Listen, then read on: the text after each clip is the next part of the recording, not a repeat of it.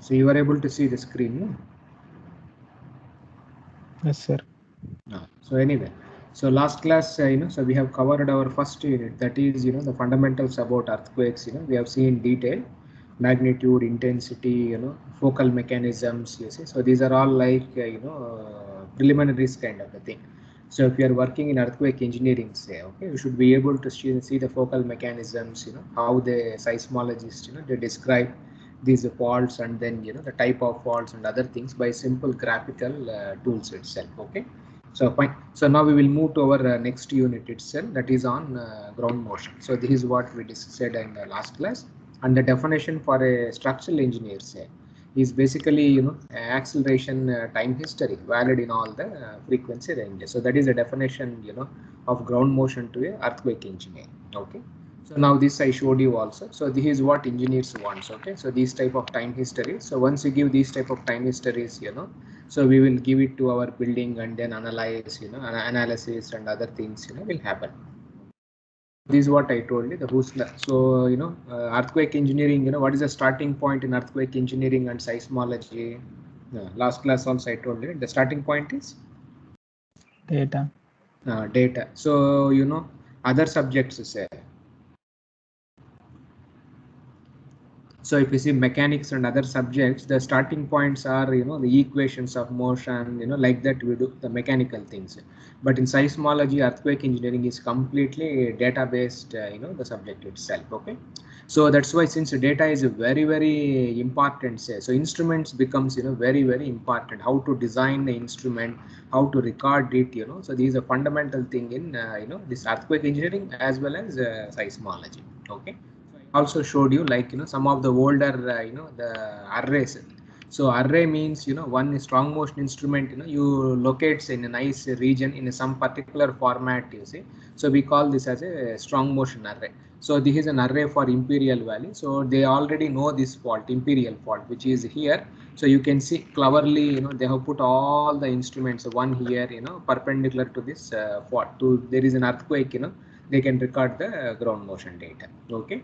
So in India also, I showed you a lot of data sets are available, publicly also. So this is one of the older, strong motion array, which was in Northeast India, somewhere 1980s. This IIT Roorkee started this network. So this also Himachal Pradesh, I think Uttar Pradesh, I showed you, Tehri, Srinagar, the strong motion instruments are there. But now these instruments are outdated, and they are not, they have been, I think, disposed also. Okay, this was in Himachal Pradesh. This is a new updated one, which is in the Northeast. So this is also a new array. Okay, Pesmos. So this is a website which all of you can go, pesmos.in. Okay, this is a new array actually, maintained by IIT Roorkee, and the data they give, freely, no charges required. So these are some of the old events which have been recorded here. So IIT Roorkee released this atlas also. So if you want to download this data set, all of you can go to this Cosmos website actually. Okay. So this is a consortium, of strong consortium of strong motion stations or something like that. So if you type it in Google, say Cosmos strong motion database, so you can go to that website, and then if you see India, say, so all these older earthquake data is available online. So all of you, you can download all this earthquake data also. Okay. So now this is one of the new Gujarat also I showed you previously also, I think last class also I showed you. So these are some of the classical things for India, Koina earthquake data. So this data is available in a, digital, not in a digital format, in a writing kind of a thing. So Jay Krishna, they published a paper in 1967 in Bulletin, that journal. So this data they have printed on the back side. Okay. So you can see these data sets. So Uttarkashi, Northeast, if you plant, this is a 2011 Sikkim earthquake. So these data sets are also available, publicly online.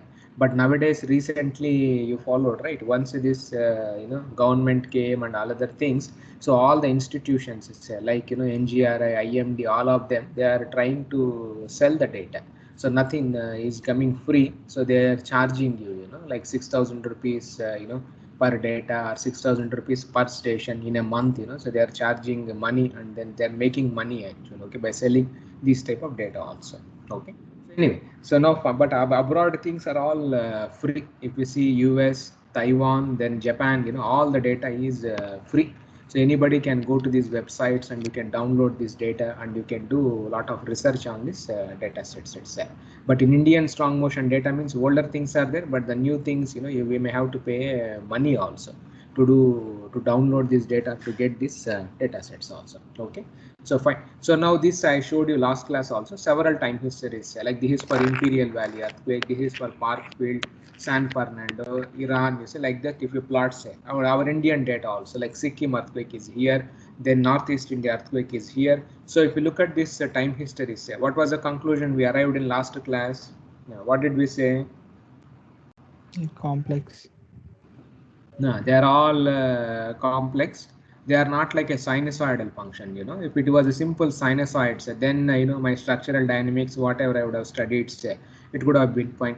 And then they are not even like a step function also. In structural dynamics, you have studied like this, rectangular functions you would have seen like this. Okay, so they are not like, you know, these type of data sets. They are looking much more you know, the complex. Okay, and erratic also. You know, some of them have duration small, some of them have duration more, you know, variety things, you know, you can observe from this data sets itself. So some of them will have oscillations, like if you see velocity, you have oscillations actually, but if you see this data set, it is only, you know, it looks like it's a simple pulse actually, like this, you know, you can see just only one pulse kind of a thing. But some data, if you see, you know, it will oscillate and then several things will be there. So, you know, variety of patterns, you know, you can observe from this database. So it is a very basically complex. So now if you want to model this data set, the problem comes because, you know, they are highly erratic and they are random also in their evolution. So temporal evolution, if you see, they are evolving in a random fashion. But one thing which you can observe all of them is all of them start with zero, they oscillate up to some time and then they come back to, you know, the zero itself. This is one common thing which we can see in all these data sets itself. So that's what we said. So now strong motion records, because they vary significantly actually. So why, you know, the duration is different means is if you have 8 magnitudes, say, so like for example this is 7.6. So for 7.6, say, duration is very large. But if I see, you know, some 6.9 Kobe or something like that, the duration is, you know, very small actually. Then if you have Northridge, say 6.7, the duration becomes, you know, very small. So because they vary basically due to magnitude, distance where they have been observed, faulting mechanism, whether it is a thrust fault or a strike slip fault, or, you know, the local site effects we say. If the same instrument is put on soil, if the same instrument is put on rock, you will get two different you know, the answers itself. So modeling all these things are you followed, right? Very complex. So all these data set, it is a basically function of magnitude, distance, you see, the site condition, the type of the fault, you know, so many you follow, right? It can be, you know, found out actually from this data. So many input variables are there. Okay, so if you want to model all these things, it is highly complicated, and you know, now till date also we don't have any analytical method, okay, which can exactly reproduce, you see, this type of time history which you are observing from the instrument. Okay, so we don't have now also low frequencies we can do, but when it comes to the high frequency data sets, you know, no technique is there, nobody can you know, no mechanics model or any FEM or something can reproduce, you see, this type of exact, you know, the temporal evolution is till date also it is not possible. Non-linearity, you name any complexities, it is there in this data sets. It is very challenging. Okay, so now if I say that, you know, it is very challenging and it is impossible, say, so then, you know, how do we proceed in design? That is the question. So for engineers, say, so now to solve this problem, say, for engineer, you know, the most important thing was, you know, behavior of structures is more important to us. Okay, and my structure things, you know, it is very well understood, you know, because these are all man-made things. So we know equation of motion of my structure, you know, I can write a finite element, or you followed, right? I can do a lot of analysis and then SAP followed it. Non-linearity is also understood. We know the stress strain curves, you know, of concrete, steel, and other things also well there. But when it comes to earth, we don't have any, you know, the constitutive models you followed. like a 10-kilometer depth, say how what type of material you have, it's a brittle material or ductile material or what it has, plastic flow, these things are not very well understood, so the mechanics becomes very very complex. Okay, so so as far as engineering is concerned, say since we are interested only in the behavior of structures and we know very well how these things, structural behavior or the equations of equilibrium, the mechanics is very well known. So what engineers, this was done by engineering people only, what they did was, without going into all these complications, source, wave propagation and all other things, that is a complex, so I don't worry about all these things. Can we identify, okay, the parameters from strong motion records, which can be useful for engineering purposes? So this was the question which was raised, you see, long back in 1943 or 1950, around that time. So the idea is, these are looking highly complex and we don't want to model this data also. Okay, and exact thing is not at all possible. So instead of going into all those details, the question comes is, so from this database, I will identify some parameters actual. Okay, so some parameters which I can use it in my design of structures, because you have to design the structure whether you understand earthquakes or not. Okay, so this concept came in the olden days, I think somewhere around 1940 or something around like that. So this led to, you see, this concept of the ground motion parameters. So several ground motion parameters have come into picture. All of them are empirical. Okay, there is no mechanics, there is nothing like that.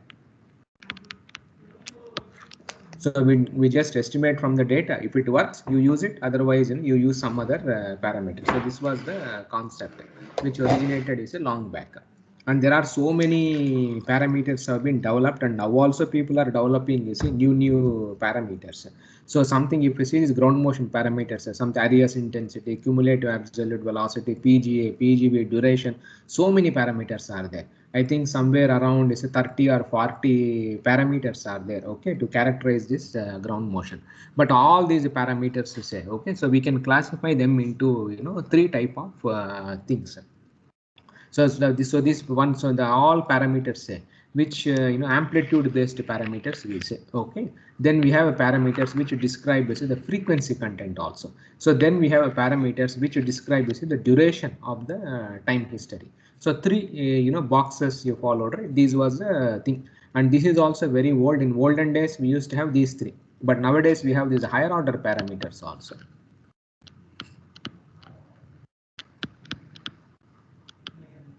So meaning, so these parameters, they combine, two things also, that is amplitude frequency content or amplitude duration or duration frequency content. So it is a mix also. So many, parameters are available right now in the literature. Okay, now let us see the simple things, and then, we will go to this complex things also, that is a higher order. So the easiest parameter, say, is this amplitude. Okay, so whenever in the structural dynamics also, or an engineering, say, see somebody gives you a time history, like this, suppose this is a vibration. Okay, now what do you do as a common, as an engineer, if you want to analyze your structure for these type of things, say, so what is the first thing you look for?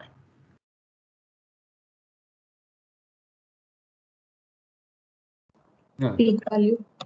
We first thing what we do is the peak value. This is just the common thing actual. Okay, so the highest value, that is the maximum absolute value, because the accelerations can be negative and then positive also. What to do is we take absolute actual. Okay, so A of t. So this we call as, you followed it, the maximum amplitude or something like that. So this if you identify from the acceleration time history, say, so this we call as peak ground acceleration. Okay, so peak ground acceleration is a number, it is not a time history. So from the time history you pick the absolute maximum of absolute. Okay, so sometimes a peak may come downward also, so if whether negative or positive, say, so that we delete it and then you followed it, the maximum value you take it, we call this as a peak ground acceleration. So generally, people say that this is a high frequency ground motion parameter because it has been derived from the accelerometers you can see here. And now which are looking, like you say, smoother accelerations or velocities. If you see the figures, say, this is acceleration, this is velocity. Accelerations, how they are looking like?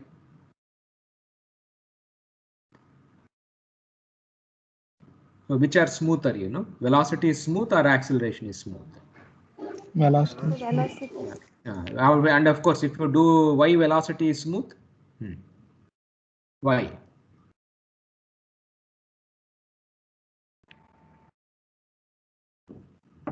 See, why velocity will be smooth? Why accelerations are rough? Velocity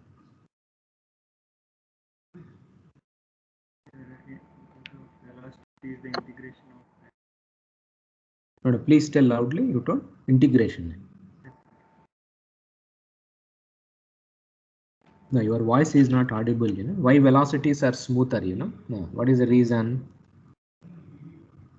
I feel because of its integration over the acceleration time issue. No, okay, very good actually. Okay, so now you would have studied in mathematics. See, when you integrate, what happens? Integration means it is like adding something. So what happens when you do integration? Things becomes, you know, more you followed, right? Smooth actually. Yeah. So now the opposite is a derivative. So when you try to do a derivative, what happens? See, integration gives smooth, okay, but derivative gives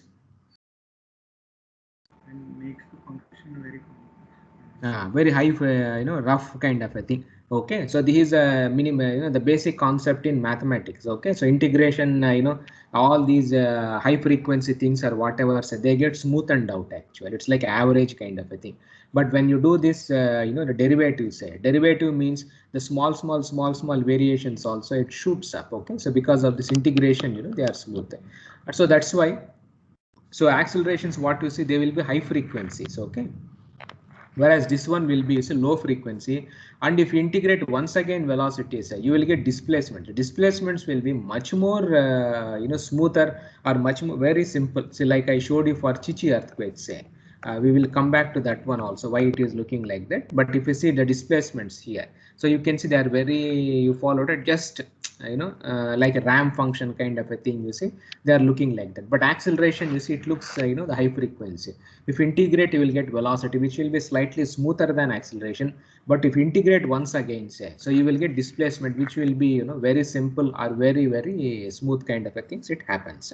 Okay, so so p ground acceleration, say, so because it is so rough and other things also, so we say that, you know, it is a high frequency ground motion parameter. We don't call as a rough, smooth or something like that. So rough means, you know, lot of high frequency things are there, so it is a high frequency ground motion parameter. Okay, so this is a notation. And of course for engineers, to say PGA is the most important. Even in IS code also, you know, everybody talks about Z value, which is nothing but p ground acceleration only, because everybody knows Newton's law, you know, force is equal to mass into acceleration. So everybody likes this PGA, and easily, you know, stiff structures you followed it, all other kinds of things you would have seen also. And you can accurately determine, actually there is no problem in estimating PGA, no errors, nothing will come, no noise, nothing will be there actually. Okay, so you can accurately determine from this instruments itself. So, and this is the classical one which is now also people are using, you see, for all kinds of calculations.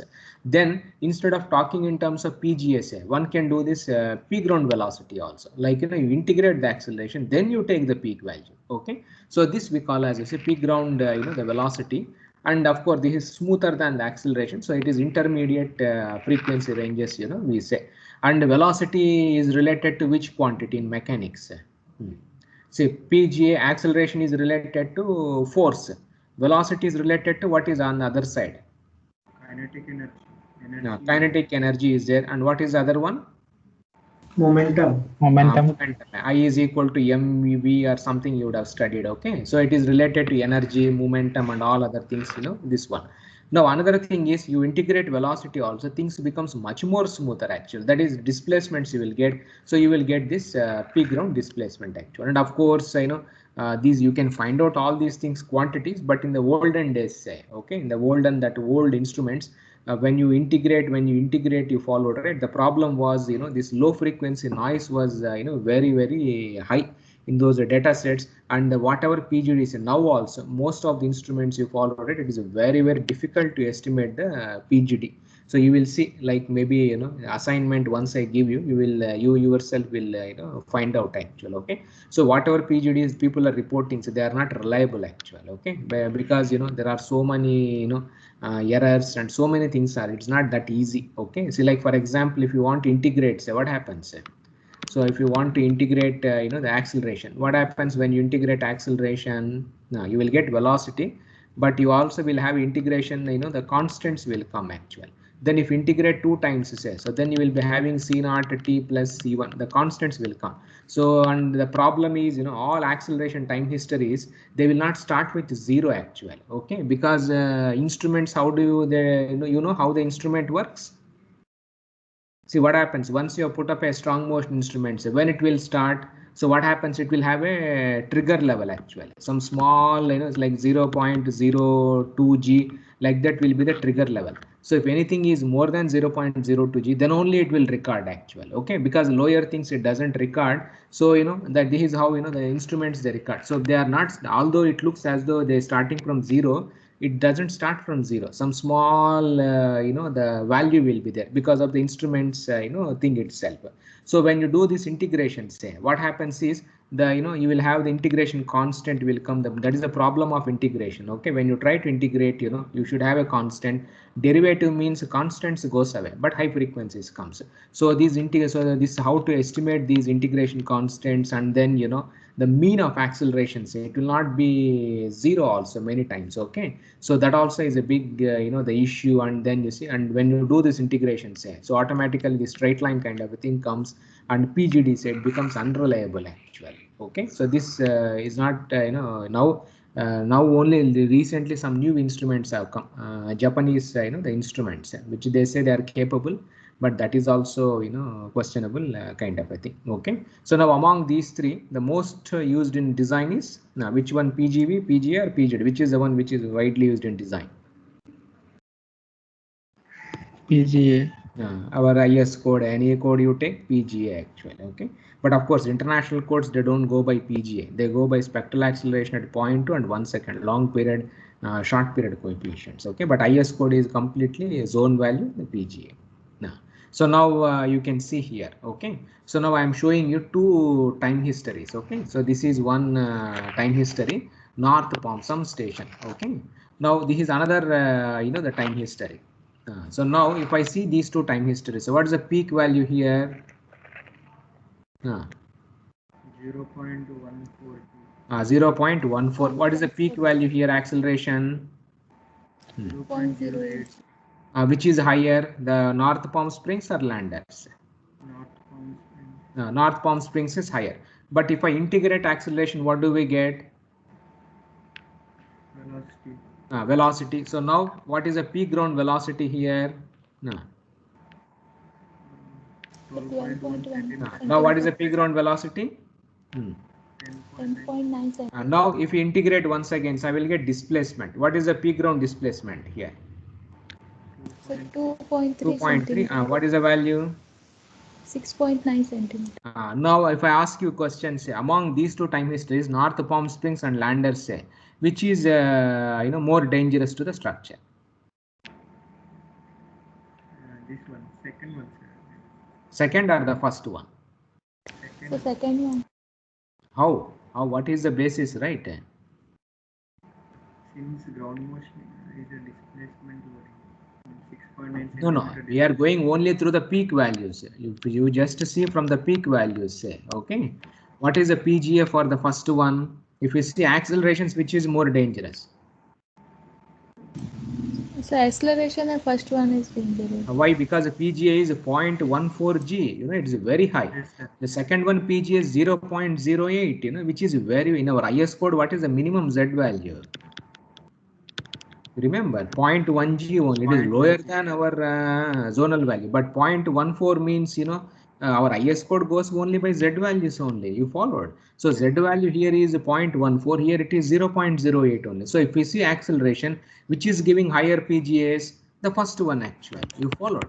But when you look at the the displacements, which is giving So second one is giving more. Now how you will so now if I go by the peak values, say only by peak value, okay, by the amplitude parameter. Now how do we judge first or second? How?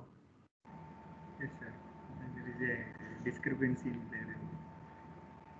Not only discrepancy, it's a problem you followed, right? So if you go by only amplitude, only by PGA, say you followed, right, you are gone actually, because you know the PGA will not tell you the entire, you know, the story.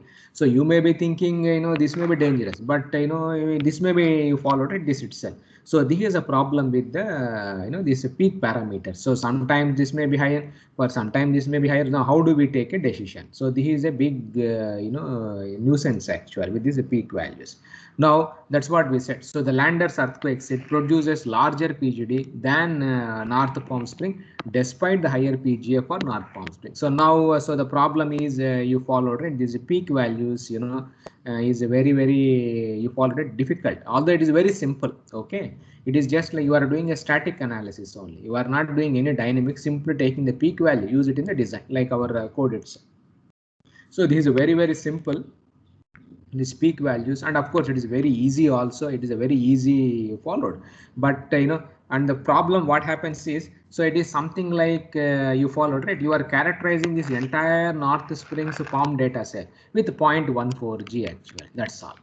So it is something like, you know, you are characterizing the entire time history with one number, that is a 0.14G. You have put a stamp, this is a 0.14G. This entire thing you are not worried about the time history. Its stamp is 0.08G only, that's all. These are the two numbers you have got done, that's all. So the characterizing, say, you know, the strength of motion with a single number actually.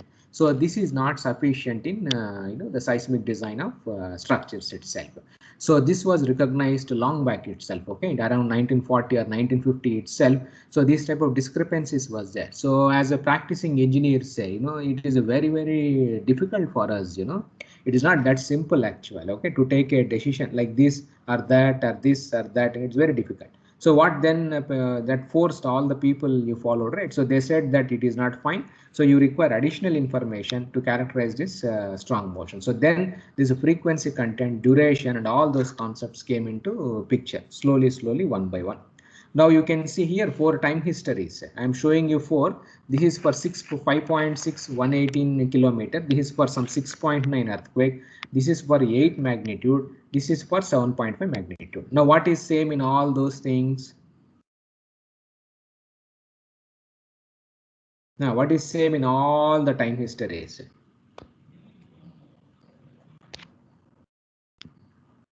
Now what is same? PGI, if you see here, here all the accelegrams, they have the same, or more or less same peak value, but how they are looking like? See how they are looking Totally like. different they are looking.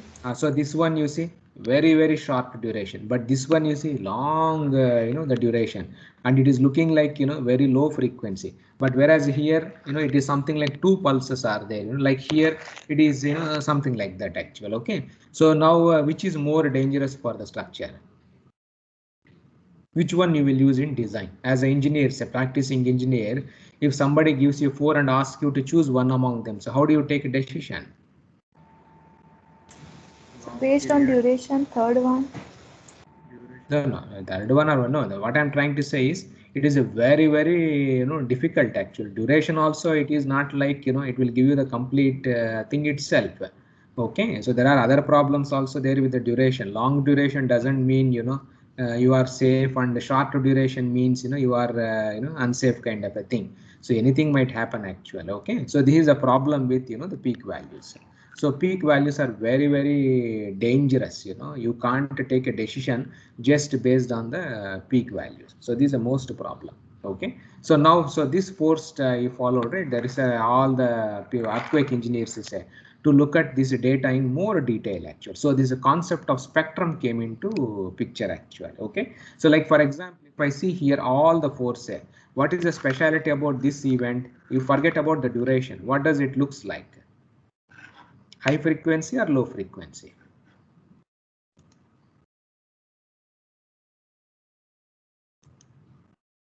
Now, see this time history, how it is looking like this, and you compare with this one, like the first one and the third ones, how they are looking like. If you look at the frequency content, or how they look like. Now, which has higher frequency, which has the lower frequency content here, which is oscillating around low frequency among these four. Third one. The third one, you can see it is looking like a simple sinusoid kind of a thing. You can establish, how do you find out frequency? You can just see the number of peaks actually. So if you see this has a duration of 200 seconds, how many number of peaks are there? Very little actually. Now if I see this time history, so duration is very small, but in this how many peaks are there? Local peaks, these small peaks, so many will be there. Like you say, one peak, you followed it, one peak. So if I count the number of peaks in the duration, that itself will tell me, this is a low frequency, they are very high frequencies. Okay, so this concept of the spectrum came into picture. So it means you have to look at the spectrum, the concept resonance and other things you followed, right? They came into picture itself. I showed you, right, in my first this one, why earthquakes are more dangerous for structures, why civil engineers have to study earthquakes, you remember?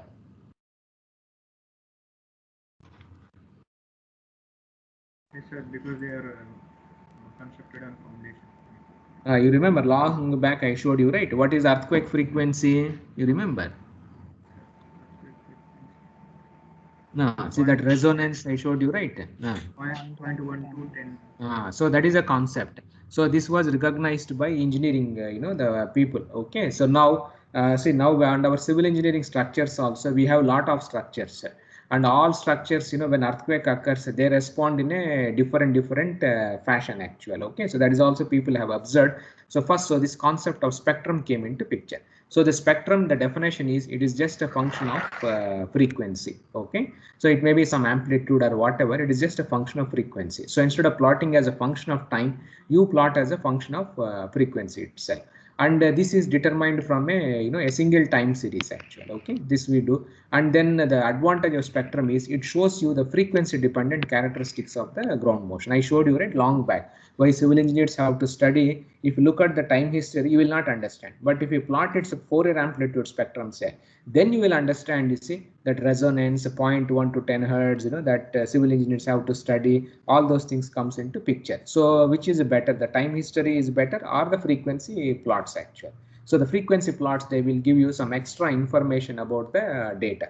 So now how to compute the frequency content? There are so many methods are there nowadays. So the classical one is, you see, the Fourier series expansions, the Fourier amplitude spectra, which is a routine, which everybody, people uses in signal processing. Then in our engineering, say, we have one unique spectrum, which we call as, which most of you know also, the response spectrum actually. This is a very unique kind of a thing we have, essentially in civil engineering. Okay. Then we have power spectrum also. This power spectrum comes from electrical, those type of signal processing only. The energy, decibels like that, they compute.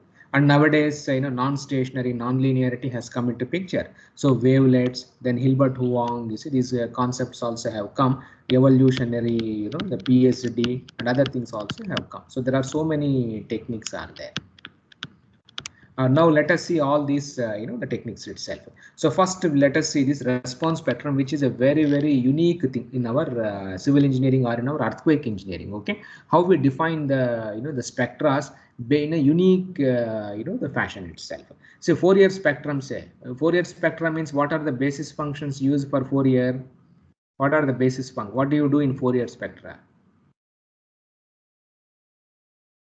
I mean, time domain to frequency domain. How do you do?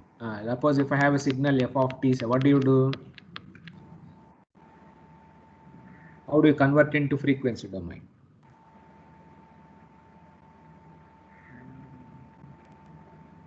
No, in dynamics you would have studied, structural dynamics. The basis functions are sine Combination of sine and cosine. Combination of sine and cosine. Okay, so basis functions are sine and cos. So, you know, any functions you can express as a sum of, you remember, some sigma a sine omega it plus bi sine omega it. So your basis functions are sine and cos actual. So in dynamics, you know, what you people study is, if you know the response for a sinusoidal excitation, say, you can find out for any complicated force, because any complicated force can be broken into several sinusoids. And for each sinusoid, if you know already the answer, say, it is just you follow it summation itself. Okay. So you do in a different kind of a fashion in Fourier series. Now response spectrum is a very unique, you know, the concept in engineering actually. Okay, this is also to obtain the spectrum only, but very unique. So in response spectra, what are the basis functions? You would have studied, right, in dynamics. Now what do you do in response spectra? What is your basis function? Fourier means sine and cos. Response spectra? I think ground motion itself. Ground motion itself. How ground motion itself can be a basis function? See, what do you do in response spectra? No. Dynamics, you would have talked, no? For a single degree of freedom system, by fixing the damping ratios, we'll apply the ground motions. No. And So we now will follow will it. vary. You will vary the time period. And so what is the basis functions for response spectra? Instead of sine and cos, we use, you know, the single degree of freedom system itself. So the basis function is, you know, single degree of freedom system, of course, a damping and whatever. So this itself is my basis function for response spectra, single degree of freedom system at several, you know, the time periods. So this is the concept actually. So this concept, you know, it is a very unique in our, you know, the engineering to obtain frequency content of a ground motion cell. Civil engineers, we do very unique, you know, the way of doing this one. Okay, so this concept was done by Biot actually. So this was his PhD thesis. Okay, in Caltech or somewhere. His PhD thesis also is available online. You know, you can download it also. In 1932, he wrote a PhD thesis.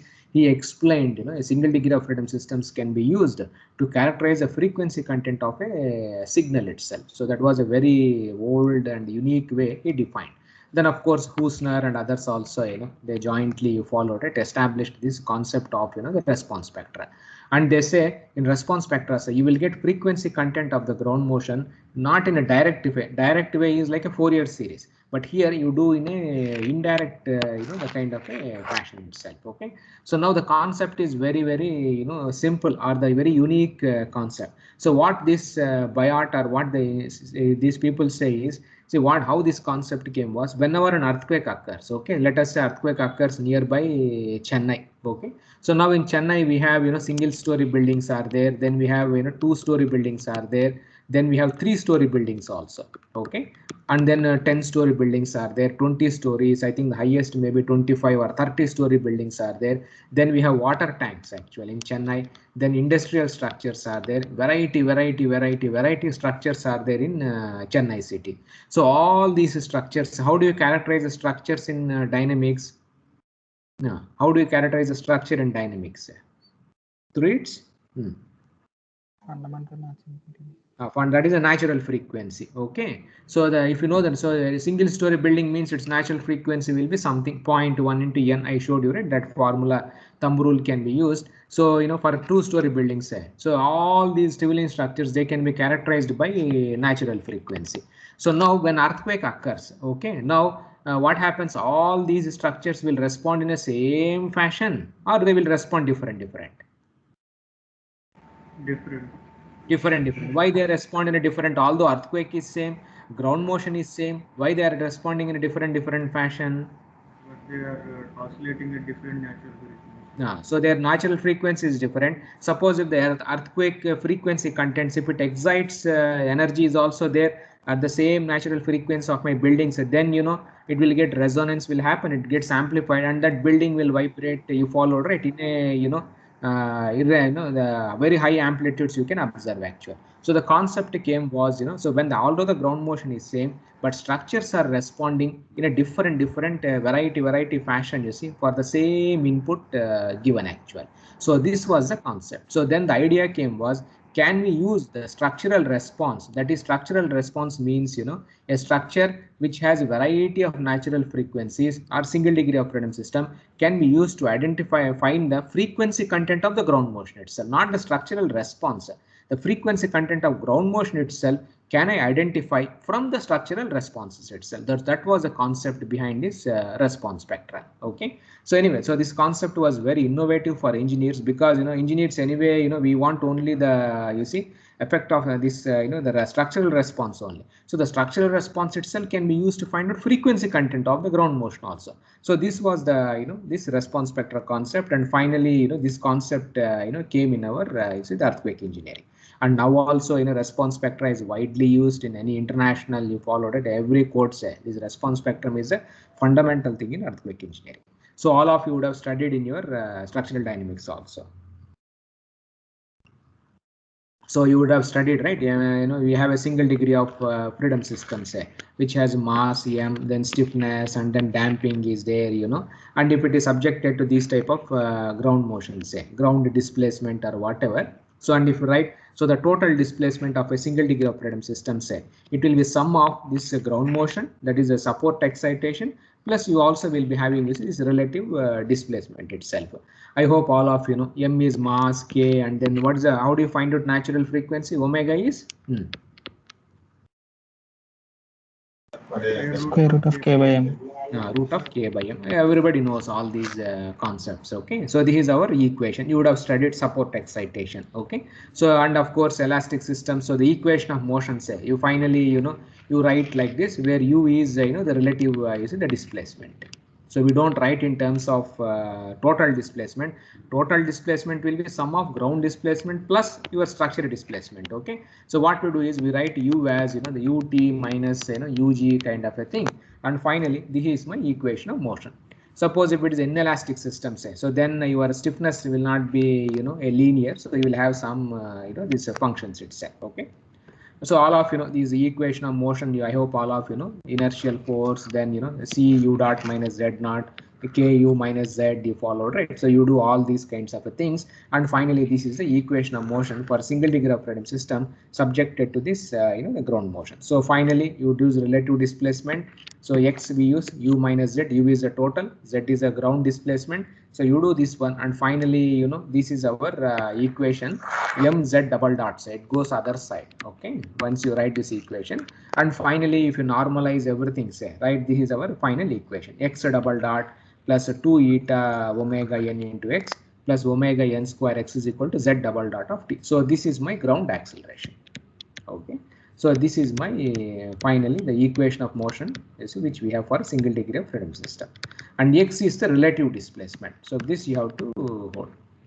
Okay, so the total displacement will be sum of ground plus x. That we don't write, we write in terms of relative. Okay, but here also one more important thing nowadays, you see, people are also saying now these equations, if you write in terms of total displacement, how the equation looks like. So mu double dot, this is a total displacement, okay, plus cu dot plus k into u. So if you put on right hand side, so we will have c into z dot plus k into z. So this comes on the right hand side actually. So sometimes if suppose a damping, if you ignore or whatever, they say that earthquake is a displacement, or earthquake is a force kind of a thing. Okay, that also now displacement based design, you see, that concept has come. But anyway, if as long as the system is linear and things are fine, both of them will be fine only. Okay, so this is our basic equation of motion of a single degree of freedom system subjected to a acceleration time history. So now all of right, the response Duhamel's integral, I hope all of you would have studied. Okay, so where if you have any arbitrary functions, say, what do? You remember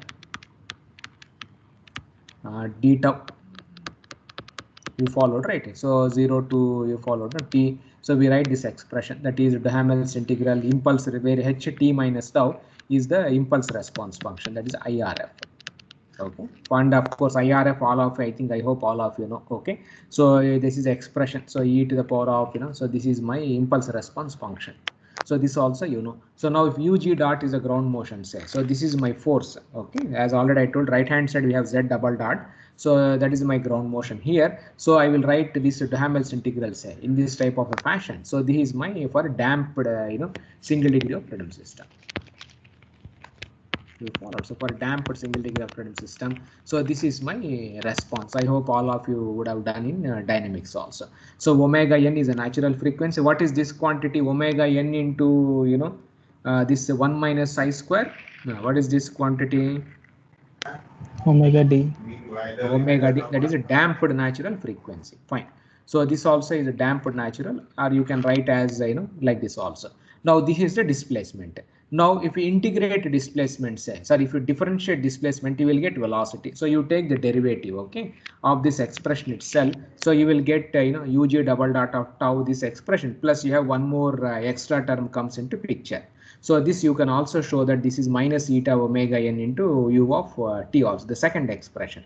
Now when it comes to the acceleration, say, so you can directly use from the equation of equilibrium itself. So u double dot of t, this is the total acceleration, is equal to, so this, and once you know the displacement response and you know the velocity response, so you can substitute and you can get the acceleration. So this is my u double dot of t.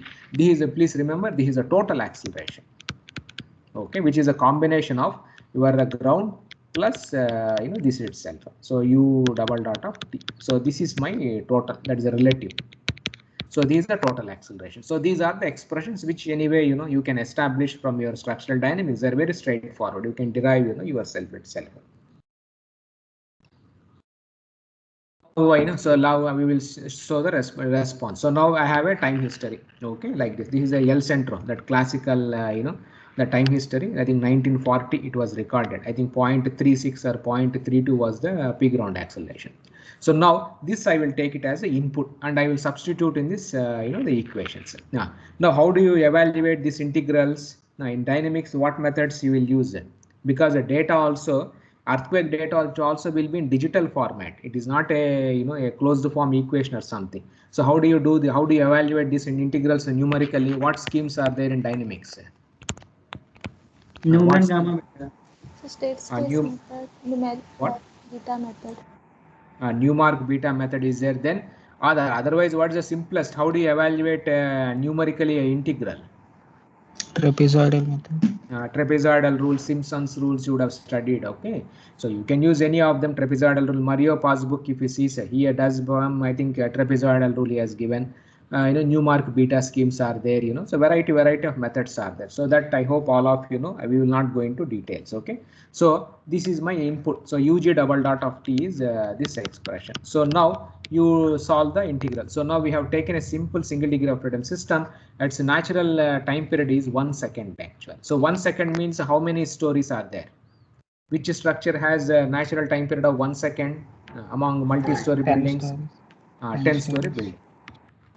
So this is like a response of a 10-story building. So now this is my absolute acceleration response. Absolute means total acceleration. It is a combination of your this plus that relative this itself. Now these are relative velocity response, okay? So this is my relative velocity response, that is this expression u dot of t1, not u dot t, okay? U of t is here. So u of t will be the total displacement, but u of t is a relative displacement, relative velocity. But when it comes to accelerations, it is a total acceleration. So if you try to plot all these things, they look you followed it like so. This is acceleration, this is velocity, this is a displacement. How these responses are looking like? So this is a base acceleration. How it is looking like this, and you compare this with this acceleration. Say I respond. How both of them are looking like? What is how they are looking like? Base acceleration, ground acceleration, then the structural response acceleration. How they are looking?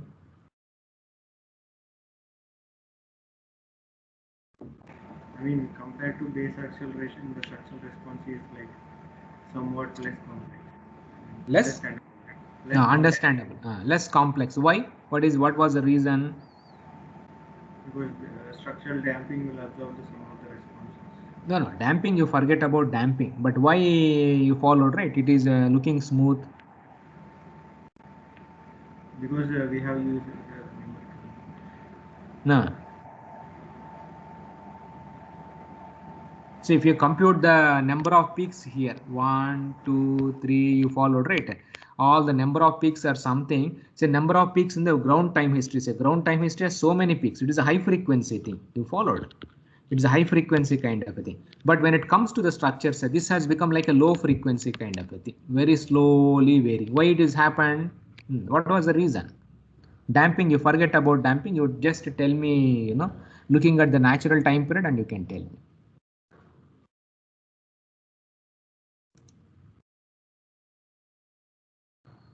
Now, why this is looking smooth? No, I mean, high-rise stories are very flexible. no, that is fine. Flexible thing is fine. No. See, what is the natural frequency of my structure? 1 by 10 period. 1 second. Okay, that is my natural frequency is 1 hertz of my structure. Now earthquake time, earthquake has frequencies from 0 to 25. But when you have subjected to a single degree of freedom system with 1 second, so what happens? Your structure has 1 second. So what happens? Whatever, so your time history, the earthquake will have all kinds of frequencies. What your structure will do? It absorbs only energy of which frequency? 1 second only. You followed. So what is happening here? So this is my earthquake ground time history, which has all kinds of frequencies starting from 0 to 10 hertz. But when you have given this as an input to my structure, say my structure natural frequency is 1 second only. So what my structure has done to the time history?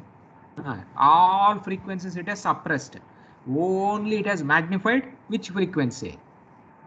1 second. Because of resonance and others. So your single degree of freedom system, it is acting like what? So your inputs have all kinds of frequency. The input ground motion has 0 to 10 hertz. All frequencies are there. But finally, my structure, what it is trying to do to this time history? Yeah. It will upload the. No, it has amplified only the structural frequency. 1 hertz. So what does it? It has amplified 1 hertz, but it has de-amplified all other frequencies. You followed. So 1 hertz gets amplified, but other frequencies they gets de-amplified actually. So what do you call this concept? What do you call this one? So your single degree of freedom system, what it is trying to do to the input. So input has all frequency, but my system, it has somehow the other frequencies it has swallowed. Only 1 hertz thing it has magnified actually. So that is amplified. Other things are getting de-amplified. So what do we call this phenomenon in electric or this signal processing? Resonance. So resonance is fine. What do you call this type of phenomenon? So one frequency gets amplified, others are getting suppressed. In signal processing, what do you call? They call this as filtering actually. You remember this word filter. So your single degree of freedom system, what it has done? It is like a filter actually. So in earthquake time history has all free. It just filtered only 1 hertz. Other things it has automatically. It didn't allow the other frequencies to come out actually. You followed. So single degree of freedom system generally it is like a filter. You followed. So if it talk in terms of signal processing, say, so the idea is, so this idea came up act. So your single degree of freedom system, you can act as a filter. Now suppose if I use 10 hertz 10 second period, say, what happens?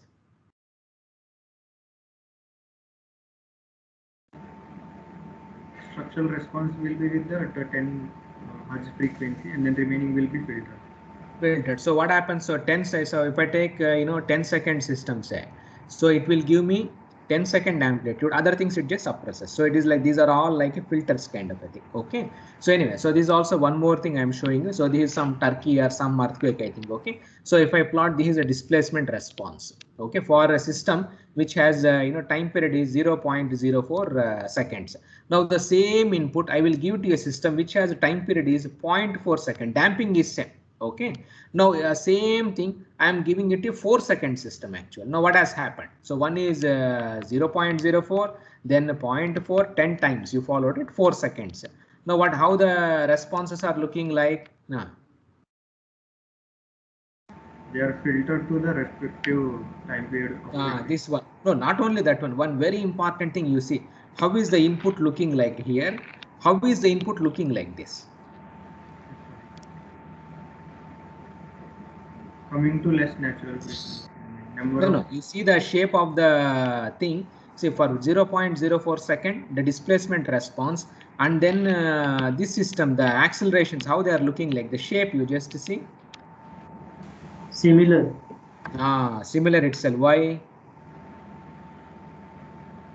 Because you have studied in your 0.04 second. What is the natural frequency? 1 by 0.04, that is 100 by 4, 25 hertz actual. So the natural frequency is very, very high. So what type of system it is? You know, stiff structure you followed, right? So in dynamics, you would have studied actual. So when the structure is very, very stiff, then you will get more or less same, or so many interesting things you can see. Now 4 seconds, you can see it is a very, very slow. You can find out how many number of peaks are there. 1, 2, you followed, right? So very few peaks are there in the duration.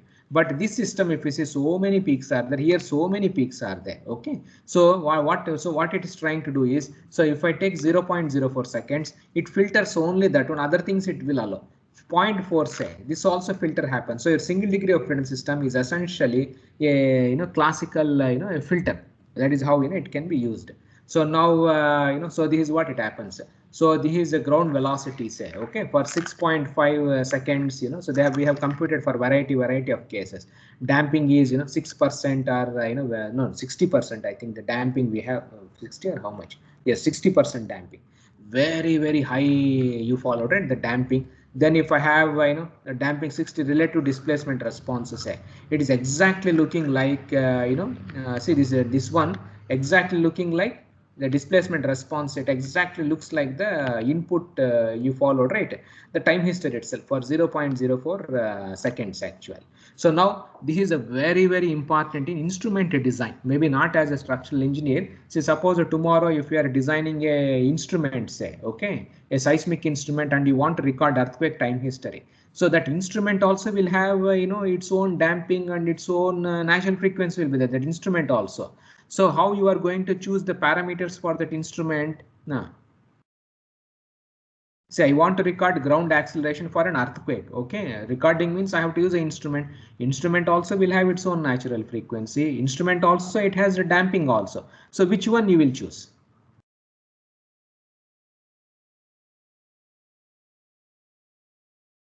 See, this should give you the idea, okay, regarding the instrument.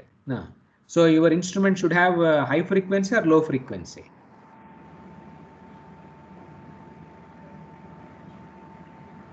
High frequency.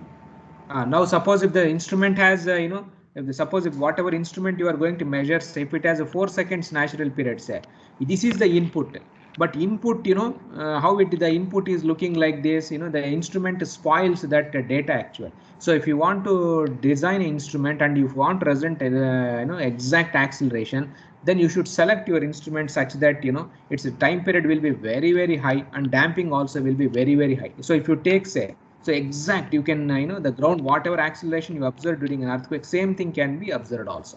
So anyway, this is a very, very important thing in seismometry, how to select the instrument, how do we watch, because instruments also will have damping, instrument also will have this one. So how do we select these parameters? Okay, this anyway very, very important thing in instrumentation. So anyway, so this is the construction of response spectrum. So what we do in response spectrum is, so generally, so the idea is you use single degree of freedom systems as a filters. So how many filters you have to use? You have to use all the filters starting from 0 to whatever frequency is of interest. So what we do is your time history has been given to you. So now generally the time histories are all digital data sets. Okay, they are like numbers, and they will be given like delta t 0.005 or 0.02, like that. Some intervals will be there. So now you have to select the time period and the damping. So this you have to keep it frozen. Then once time period and damping, say you can, that equations are there at u of t Duhamel's integral you calculate all these numbers itself, and then you find out the peak value, the maximum value, you take it, and then you store that value and the natural frequency of the single degree of freedom system. Then once again you go to the above steps, so you change the time period actually. Okay, and then once again you have to repeat all this process. So this is how we do. So this is my input acceleration. Okay, this is my input acceleration time history. So what I will do first, I will give this input to a 3-second system. So 3-second system, this is the the output of a response of a 3 second. Same input I will give to 2.5. same input I will give to same input I will give to all the single degree of freedom systems. So I will pick up the maximum value. Somewhere maximum is here, somewhere maximum has come, and then I will plot all of them in this graph. So for 3 seconds, say my x-axis is 3, my y-axis, this is my maximum response, 0.25 I have got. So like this, I will plot all of them. So this is my response spectra. You see, the concept comes into picture. So what is on the y-axis on the response spectra? Time period. No, x-axis is a time period. Now, what is on the y-axis here? Displacement. What displacement is? It is a maximum displacement. Okay, maximum absolute also, because sometimes negative positive you have to take. So on the y-axis, it is basically the maximum absolute of your displacement. Suppose this is a displacement spectra. If you plot velocity, say you will get so maximum absolute, the displacement. Okay, so or sometimes so this quantity we also call this as maximum of absolute of displacement response. We also call this as spectral displacement. You follow? So this is a terminology we use. Spectral displacement we use to describe, you followed it, these kind of things itself. So now, so this is for Kosali earthquakes. Some earthquake I am showing you. This has a PGA 390, PGV 67, and PGD is 99. Okay, just these are the numbers. Okay, now so this is the spectral displacement actually. So this the response spectra what, and of course 0%, 0 points, all kinds of damping values say, okay, 0.2%, 30%, we compute everything because our structures also will have a variety of damping values. So now if you plot this spectral displacement, say, you observe any pattern? No. What is the pattern you can observe? As a time period, as increases, say, some for 20 seconds, 30 seconds, or 40 seconds. So what is happening to all these spectra, irrespective of damping? Saturated. But they have saturated to which value?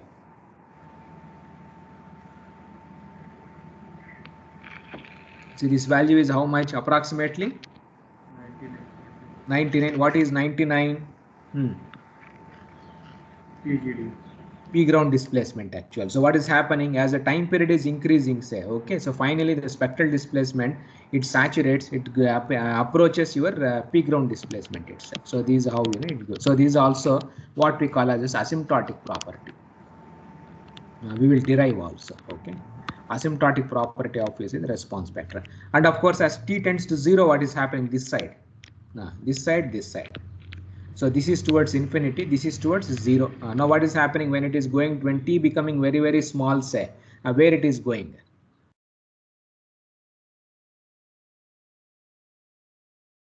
Now as t tends to 0, what is happening? See the graph here, we have plotted only from this much.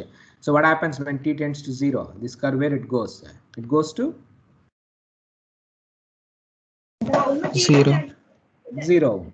It goes to 0. It starts with 0, but it ends with PGD. That is a property of spectral displacement. We will see also mathematically, we will derive also this one. Now this is the spectral velocity. Now pseudo spectral velocity. This is nothing but maximum of absolute of velocity response. Okay, v dot of t.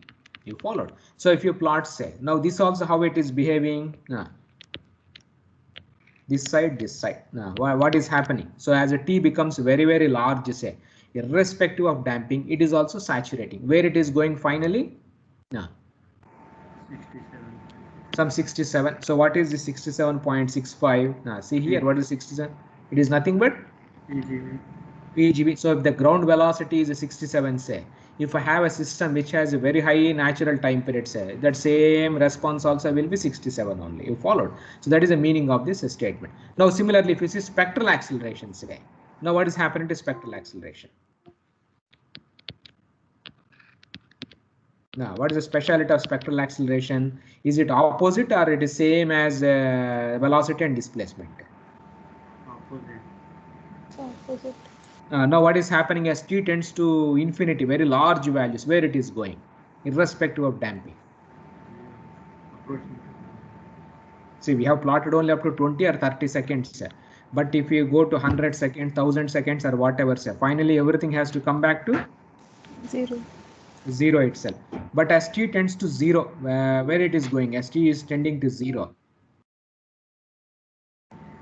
maximum PJ value of 390. So finally everything is converging. It is not going to 0. Everything is converging to some constant value, and this constant value, if you measure, say it is turns out to be 390 somewhere. What is 390?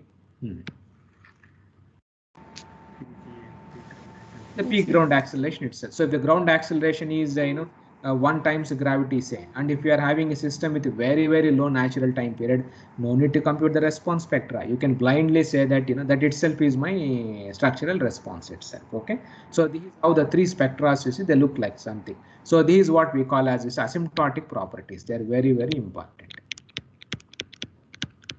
And maybe next class we will derive mathematically also.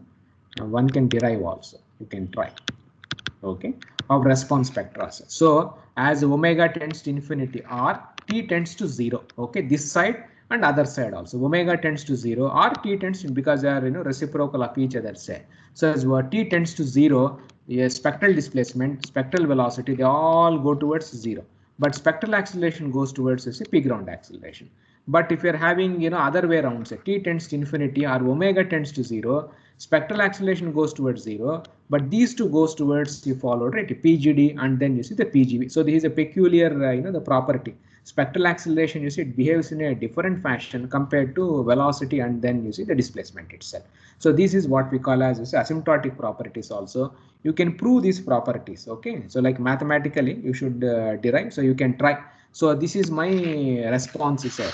So in this expression, so you can plot as limit omega tends to 0, say. Okay, so what happens, you followed it, you can verify using yourself.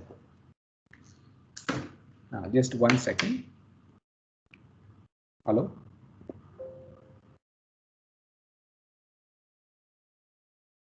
Hello.